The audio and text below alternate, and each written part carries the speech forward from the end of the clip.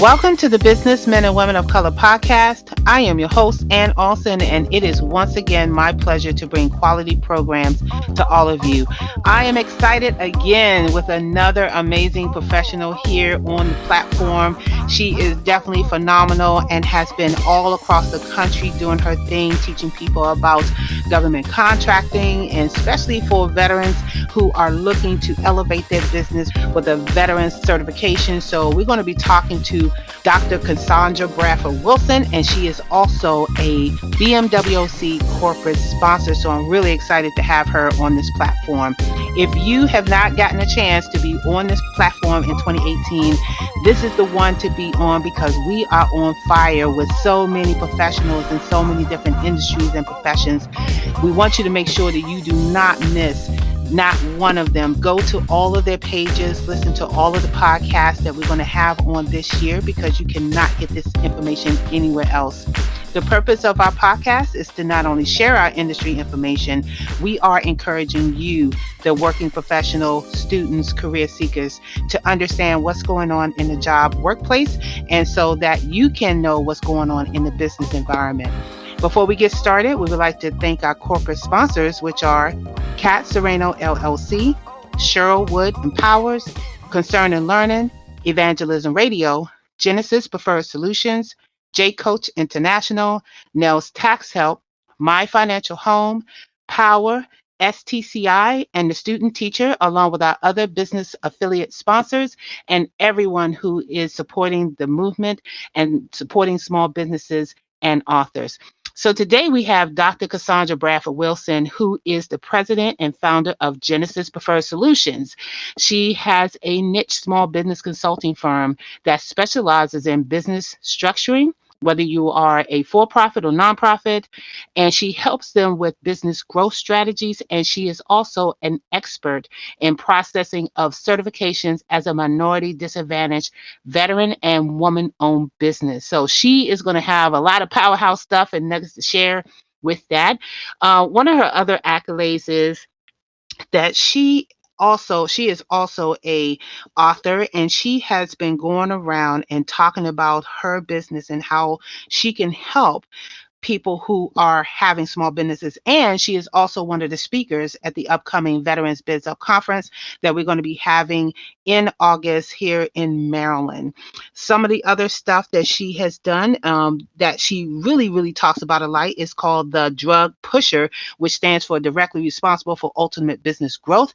And we're going to be talking about that too because she has a lot. So take a moment to look at her bio to get a full breadth of her background. And don't forget to download her speaker sheet so that you can understand all the other things that she does. So Dr. Cassandra Bradford Wilson. Yay! How you doing, lady? I'm doing good. I'm doing good. Good. I am so happy, and thank you again for being a business corporate sponsor for the BMWOC this year. I am so happy that you're here. So introduce yourself, tell everybody where you're from, and how did you even get into this field? Because you know I got to Hello, ask. everyone. I am Dr. Cassandra Bradford Wilson, and I am from Arlington, Texas. Um, how did I get into this field? Well, I got into this field because I was working with a group of attorneys in Dallas. At that time, I was living in California on a contract, and they asked me, Cassandra, are you certified as a minority-owned business? And I said, are we going to bring discrimination here? I had never heard of the program. And they said, Cassandra, we have a huge contract where we partner with the state of Texas. If you were a certified minority-owned business, you could bid on this contract and you would get about $4 million. And I boogied my way back to California, called a good friend of mine. His name is John Ruiz, and he helped me with the certification process. And what was so ironic about all of that, Ann, is no one bid it against me. So I won on default. But I said, well, if I could do this process, I mean, anybody can do it. And why didn't I know anything about it? So I went to Washington, D.C., and I got certified to teach it. And that was over 12 years ago, about 13 years ago. So I have been on a mission to help small businesses, of course, with strategy and development, but to help them understand the process of being a minority woman business enterprise or a veteran or a disadvantaged business and how you can be matched with contracts. So that's what I do in a nutshell. Wow. Okay. So let's stop, but go back to the beginning because I really love to do this part of the segment. Is before you even became the owner of Genesis and bidding on your contract, what did you do for a living that kind of pushed you over to starting your own organization, Genesis Preferred Solutions? My background is I'm a biomechanical engineer What? specializing in kinematics, and we were really crash test dummies. You said biometrics. What? I'm a biomechanical engineer specializing in kinematics. We were crash test dummies. We Oh my helped goodness. measure the energy that went through vehicles to determine whether or not a person could be injured in a car accident. So Oh my my background goodness. was really litigation management. I went to law school. I never took the bar, but I was also a claims adjuster. So let's just start there. And so the last company I worked for, I was a vice president of my region. We helped save the company $1.8 million in 6 months. Of course, the president came down to thank my department. Of course, it was my entire department, it wasn't just me. And he took us out to lunch to a $3.99 buffet. That was his thank you to us. And he wanted to implement this program that I created with all the regions. And when we got back to the office, my immediate boss, my direct report, he was furious that I went to lunch with the president, that I took my entire team. And he told me that I wasn't allowed to speak to anybody in the company. They built me a cubicle in the storage room, and they didn't take my pay, but they took my team away from me. And they told me they were going to put me in the storage facility until they could figure out what to do with me. So as I cried for 2 weeks and I called my mentor, he says, Cassandra, you should start your own business. I said, what? I am a woman in a male dominated industry. Wait, I'm a black woman I'm a single parent. I gave all these excuses as to why I couldn't do it. Well, I did it anyway. I set up a business and I took off from work. At that time, I had been with the company 7 years. I had never called in sick, never took vacation. And so my vacation would roll over. I had five Wow. weeks a year, so I had 35 weeks of vacation. Wow. And they told me that I couldn't take vacation, to take 3 days off. But What? they did, and I went to go see some attorneys that I helped make rich. And by Hmm. the time I got back to my home from my meeting with them, I was out of paper. My fax machine was out of paper.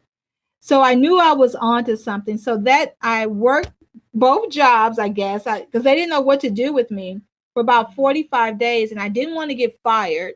I didn't want there to be a conflict of interest. So I left that company with them as my client, and they went out of business 2 years later. So I'm still in business. So that was my very first company. I still have that company. Where that company is based out of my California office. I have two employees that run that program. I only have two AAA offices left, two clients who are AAA offices. And but that was over 18 years ago.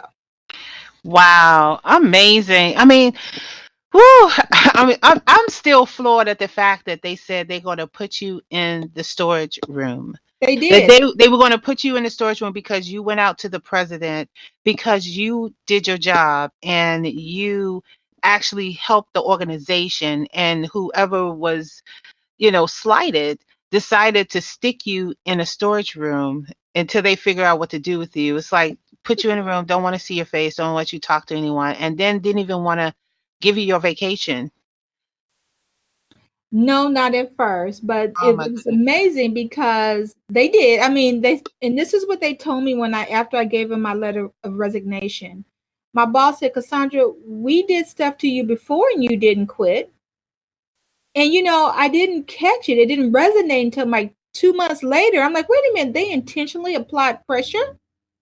And so, but look, if you look back, they're out of business. They went out of business 2 years later after I left, and I'm still standing. So Yeah, I know. I think I don't even know why I'm surprised because in my career field, a lot of that stuff happens, in the career, specifically to minorities. And like you said, you didn't even catch it. You just kind of go to work, you do what you have to do because you have to pay your bills. But I am so glad that you were able to stand up and do your own business, that you took a chance. Hmm. And I want people to hear that in your story is that you took a chance, you took a risk.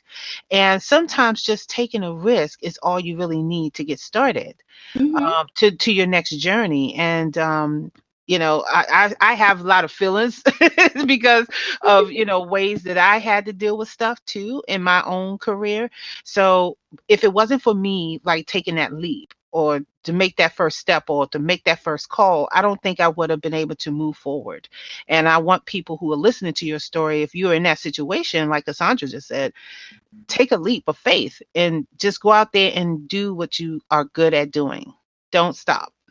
So you started your Genesis Preferred Solutions and then you kind of went on and somehow or another you landed into, after the experience that you had for getting your own certification. So, and then you actually started training, right? So Right. how was, yeah, so My how was that experience? Just training people on the same experience that you've been through. Well, my first business is called Insurance Medical Records Review. I started Genesis when I moved to Texas in 2006. I started my own business in 2002. And it's been an amazing journey because it seems like no one seems to know about this program. And it became so amazing. And that I started, I got on the board for Super Bowl. When Super Bowl came to Dallas, they come a year in advance to plant their seed, so to speak. And they were looking for emerging business. Well, in order to be an emerging business or a certified Super Bowl business, you had to first be certified minority. So I got on the board. When I joined an organization, I want to be on the board, I guess, because I'm nosy.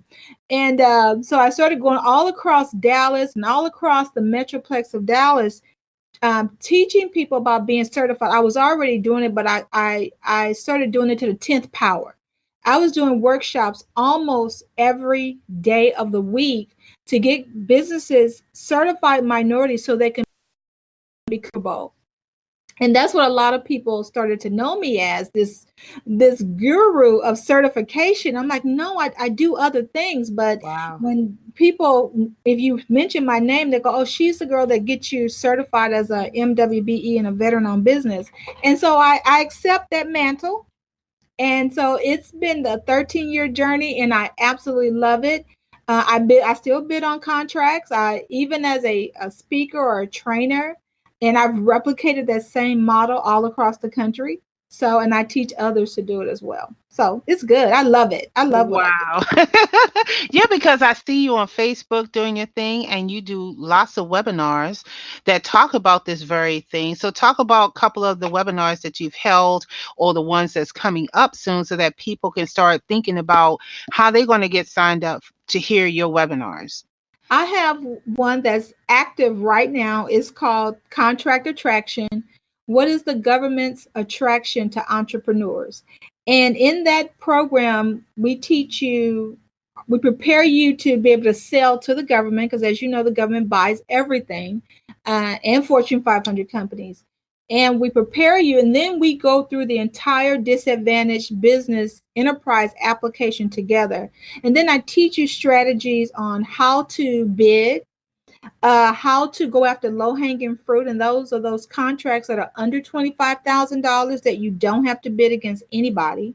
And then I teach you how to cheat because cheating is legal. It's called getting the abstract and strategies on how to get contracts even after you lose them. You can still get a piece of the pie. And the last thing we teach is how to do teaming agreements and how to get on a team. So that's the course that I think you know about. I haven't even launched my second one, which is called Isn't Bob Attractive? And Bob stands for Black owned business. It's same thing. Why is the government attracted to Bob? And it's really about walking those minority owned business through the minority business enterprise application. And we have a 100% success rate here in my office. And we worked hard to get here. And so I want to be able to teach others how to do that whole process. It's cumbersome because, as you know, the government loves paper. So if we live in a tech Hmm. world where most people say, oh, it shouldn't be so much paper, but it is a lot of paper. It is So definitely a lot of paper. They want verification on a lot of stuff. they do. And so Mhm. we walk you through line by line of the applications.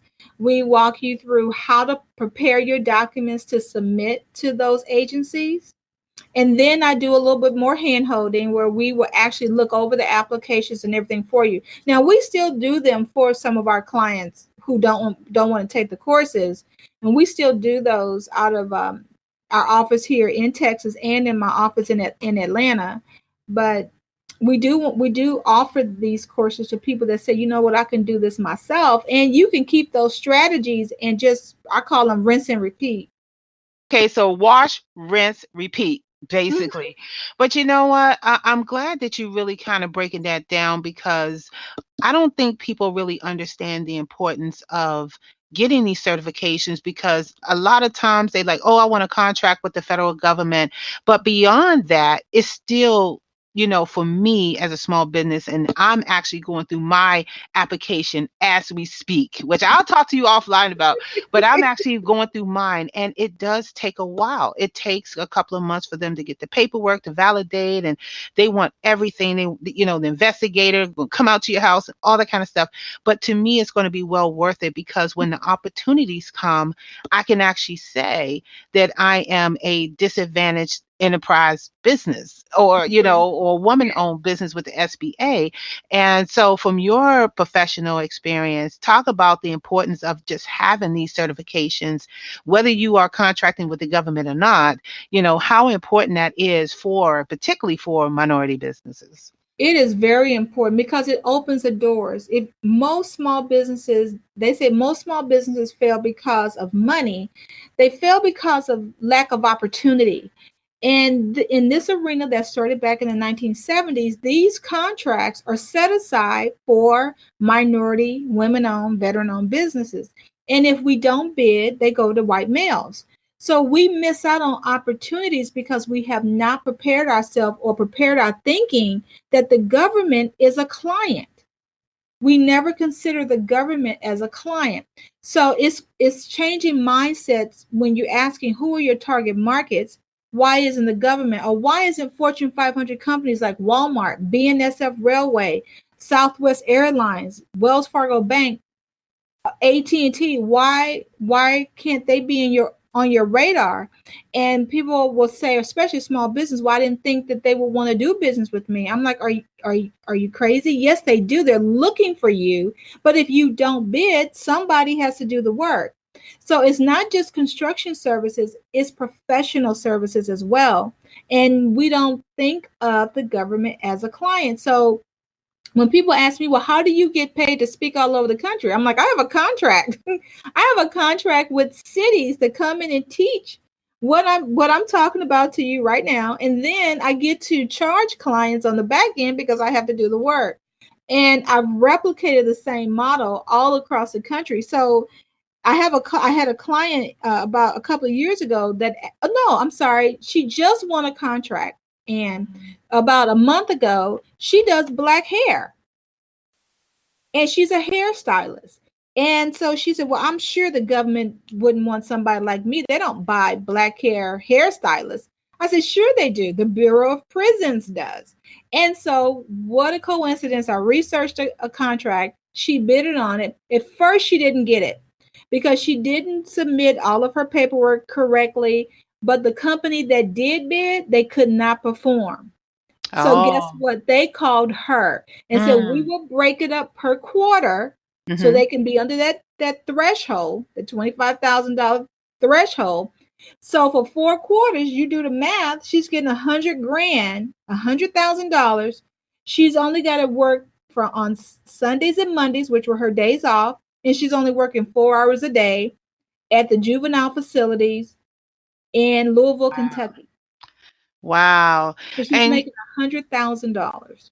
Right. And you know what? One of the things I was going to say in terms of, at least from my perspective, of why we don't see those opportunities, I know that one of the government websites that talk about federal government contracts, I'm pretty sure that there are other sites out there It's a that lot. we have no idea where to look. Everybody says go to this site, right?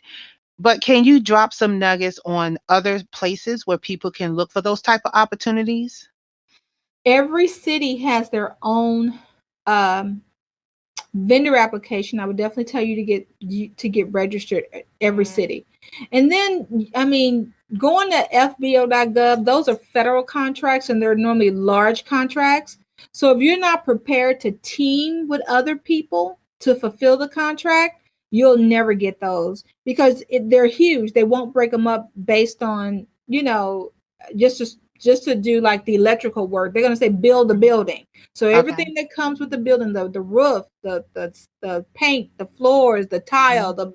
the fixtures, the plumbing, they're not going to break it up just because you only do one thing. That means you're going to have to team together with other people to fulfill the contract.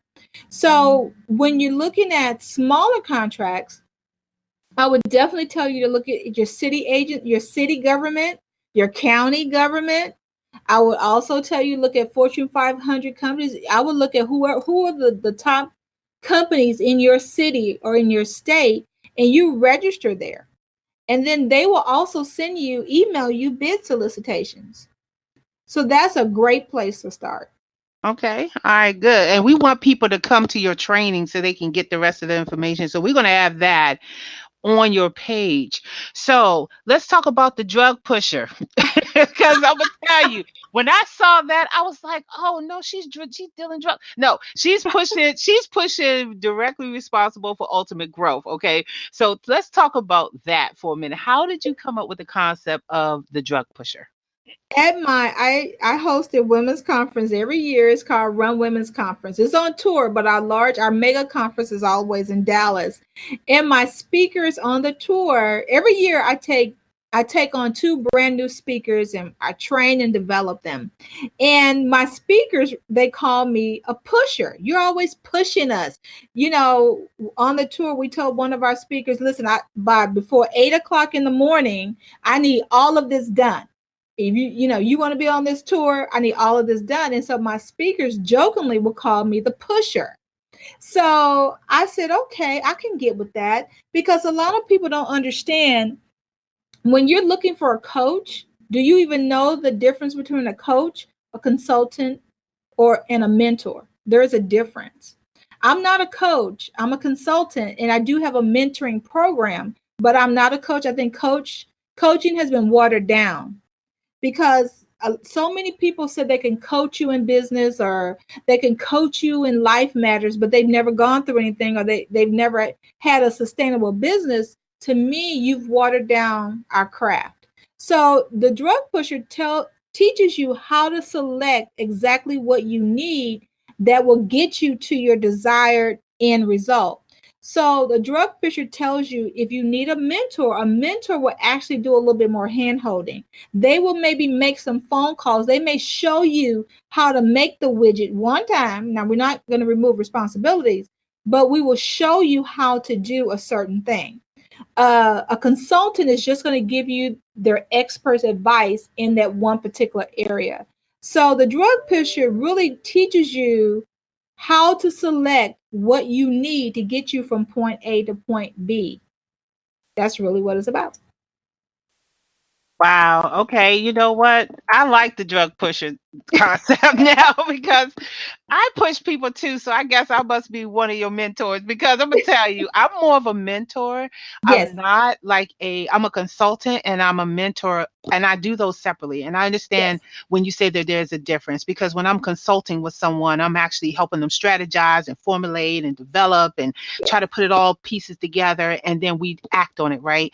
Versus mentoring is more of, okay, let's see why you want to do that. Okay, well, what support system you have? having this.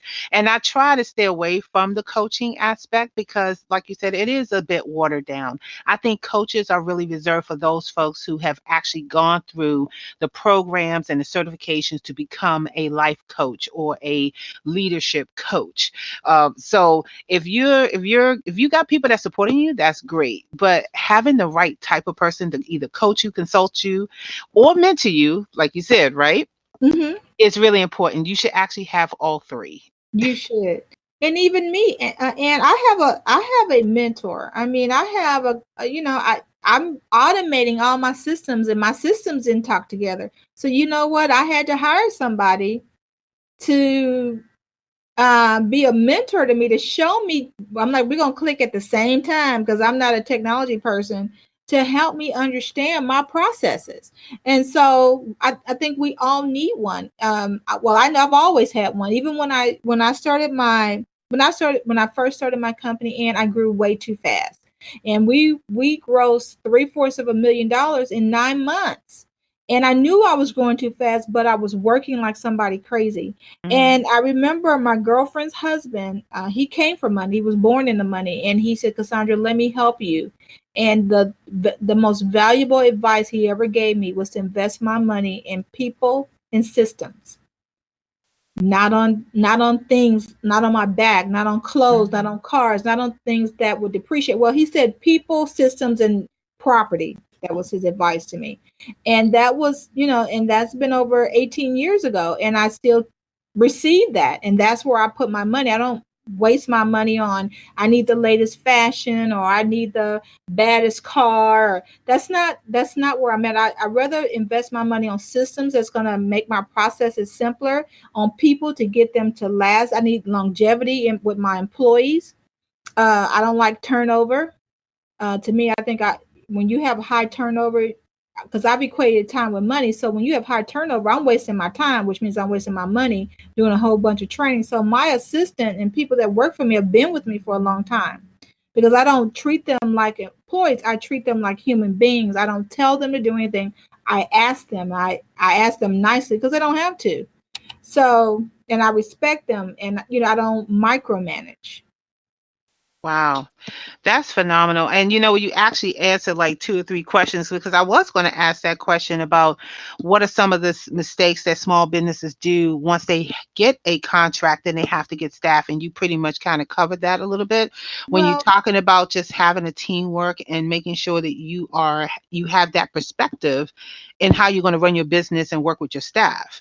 Well, a lot of contract, it's in the contract. They'll tell you if the contract requires you to have employees, or whether or not you can have 1099 subcontractors. And they will also suggest, they can't make you, but they will suggest that you have payroll sitting in a savings account, because on a lot of these contracts, and you will get paid either net 15 or net 30. Net 30 means you may not get paid for 90 days. Can Wow. you go 90 days without getting paid? I know if I was a subcontractor, you can't tell me, well, when I get paid, you'll get paid. No, I need my money. So a lot of small business, when they get into contracting, that's one of the issues. You have to have payroll or some other source of income coming in. So you can't forget about your traditional customers while you're going after this big contract. You still have to have income coming in so you can pay your employees or your subcontractors until the government pays you. Yeah, wow. Okay, so you saying net 30 means up to 90 days instead of Yes, 30 you days? have 30 days to do the work. You have Okay. to send an invoice, right? So they have 30 days to receive it. They have 30 days to review it, and they have 30 days to pay you. So Wow. that's 45. Yeah, that's 90 days. So can you go 90 days without getting paid? You got to float your business. And I'm glad that you broke that down because people who don't know that will instantly think that you get paid in 30 days. No.